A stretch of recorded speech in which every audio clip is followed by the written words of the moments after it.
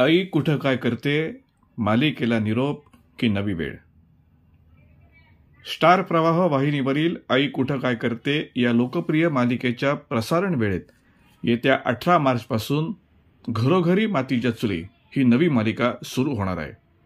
त्यामुळं आई कुठं काय करते या मालिकेला नारळ मिळणार की मालिकेची वेळ बदलण्यात येणार अशी चर्चा मालिका विश्वात रंगली आहे. घरोघरी मातीच्या चुली ही नवी मालिका 18 मार्चपासून सोमवार ते शनिवार या दिवशी रात्री 7:30 वाजता प्रसारित केली जाणार आहे. रंग माझा वेगळा या मालिकेतील दीपा अर्थातच अभिनेत्री रेश्मा शिंदे मालिकेत मुख्य भूमिकेत आहे. काही दिवसांपूर्वी स्टार प्रवाह वाहिनीकडून घरोघरी मातीच्या चुली या मालिकेची घोषणा करण्यात आली होती. तसंच या मालिकेचा प्रोमोही समोर आला होता.